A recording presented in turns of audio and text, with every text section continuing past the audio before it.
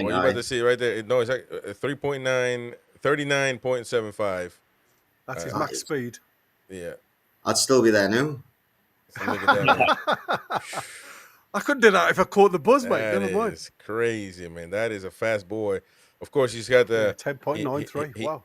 He has to run with the ball, which is a lot tougher than running by himself. But he's still a fast guy, and I think it's going to look like Portugal. Yeah, that round as well. That doesn't look like Portugal, you said? It looks like Portugal. I've been before. It okay. It's me, the Portugal. Yeah, it looks like. Yeah, he's in Portugal. I don't know. I guess to train. I mean, but why couldn't he train unless they got specific places they go to? These players. No, well, I think if you notice now with a lot of players that are on the fringe of moving, the parent clubs tell them to stay away and do the training solo, because one thing they don't want is for them to come in, because, we start in a new era now. There's going to be a lot of tactical talk and everything else. Yeah. The last thing you want to be doing now is talking, about your set tactics for the Premier League season that's coming up. Yeah. And then this guy moves to a club that you're going to be facing in the near future. So, like I say, that a lot of them are told to stay and do work away from the ground until, obviously, one way or the other, he's either going to stay with us or he's going to go. Folks, hit the like button. Please hit the like button. Don't forget to do that. Help us out. Very important. Bokey, go ahead. I think that was the chat that's just on what Gary was saying. I think that was the chat this morning as well. I think Nottingham Forest started their pre-season the day as well. Yeah, to stay away from training. I mean, the clubs know pretty much when there's a minor thing that will eventually get the deal over the line, or something that won't, and the player will have to train, or they know that it's not going to be a deal done. But obviously, in this scenario, they knew it was just a matter of time. Keith Downey doubling down for Sky Sports. 55 million is the number that everybody has. The winger is set to travel to Tyneside for medical once the loose ends of the agreement are tied up, but a framework is now in place for a deal to go through, as per Craig Hope. Personal terms will be no problem, and the Swedish international is excited at the prospect of playing in Champions League. He's 23 years of age, man. That is still a lot of future ahead. It's set to team up with compatriot Alexander Isak. And he's very good friends with the other Scandinavian, Osula, who doesn't get playing much, but nevertheless, I don't know how they became friends, to be honest, because they're both young guys, I guess. But how old is Osula? 21, 20? He's 22, isn't he? Coming 22. Well, they're about the same age then. So, yeah. Well, all right, yeah. So, never mind. So, yes, ladies and gents, Elanga joining Newcastle United to be the first signing, the first team signing seen on Tyneside since who? Tonali? Osula. Oh, well, yeah, but no, Osula's not. I said first team signing, which he might be first team player now, sort of, kind of, but he's not really. But no, like a proper signing would be like Tonali, probably. Yeah. Or when was Harvey Barnes? Before Tonali? Something. Yeah, maybe it was. But same year, same window, I think. Yeah. So since then we haven't signed anybody that's really, that can get people excited. And here's the thing, Elanga creates a discussion of opinions. Some people like him, some people think we overspending, but some people love it, some people like him.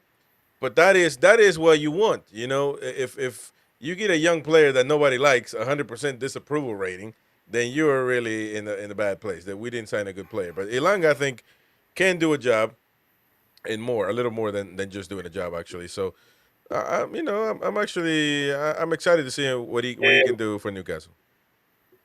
What was that? A rabbit? What was that? A frog? But people in the chat, Choppy has a question. Question for the panel: will Champions League money pay for Elanga this season? I guess it depends how far you get. But yep. I mean, I guess not really. I mean, the winner gets how much? I don't know. I think you only get about 40-odd million for winning the Champions League. Yeah, so I mean, it's 80-odd million. 80-odd million for winning.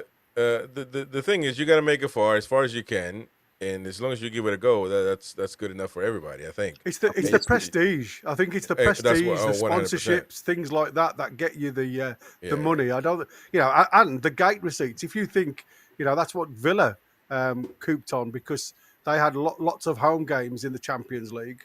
They got to a decent level, but that's what they relied on. Those extra gate receipts. I mean, was it 95 quid a ticket at times at the Villa Park, I think, for Champions League football. I mean, It was extortionate money. You know, they were really taking a pee out of the fans, if I'm honest with you. And like I say, I don't think Newcastle will be anywhere near that. But you're going to get a full house virtually every game, and it doesn't matter who you play. Yeah, well, that's something else that we don't take in consideration. I mean, the UEFA is going to give you money, but obviously the extra tickets, all of that stuff, it's going to count. And TV, More importantly, I it's if we qualify next season for the Champions League. For me, that's where you're really getting the money, isn't it? Yeah, okay, we've got if Champions you can do League it to back play to this back. year. Yeah. Well, that's the goal, right? The goal is to make it as many times as we can, and I think we're in a good position to do that. If we, I guess, maintain the level of play. I mean, if we keep adding players, that's going to be great. But players like Osula will only help that. So, like I said, I'm excited for him. I really want to see what he can do. And to be honest, the preseason has started. Well, training has started. And Jolinton's come back home now. Everybody really that's been overseas, I think Bruno as well was seen. Everybody that's supposed to be back on the team is back. And so now we got, I think, 40 days until the first Premier League game again. But what about preseason? When's the preseason start? 19. Celtic. Yeah, Celtic. Celtic. Like I say, 10,000 tickets, away tickets. So unfortunately, I wasn't lucky enough in the ballot because I love the Celtic's ground. It's an amazing ground. You'd probably get one of their tickets if you went up there, to be fair. Yeah, I mean, it's a gamble though, Andy, to travel all that way to sit outside and like pay through the bloody nose for a friendly. I mean, trust me, I would certainly have done it if it was a big game and it meant something. But we'll be watching along anyway, so I won't miss much. Oh yeah, we're definitely going to be doing that. Every match, every Back in the future, he'll keep disappearing and reappearing again.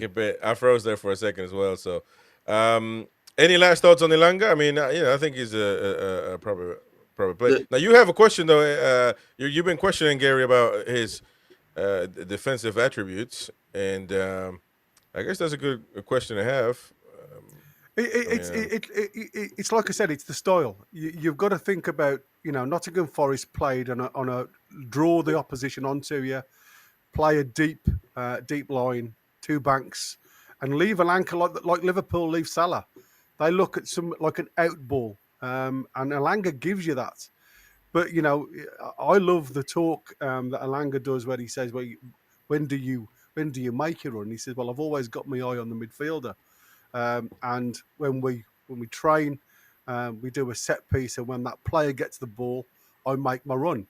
But every game it changes to a different player, but it has to go to a player who can deliver the ball. And I was looking and contemplating on how many teams last season pressed us compared to how many times we pressed them, because that's obviously the intensity was the identity at one point.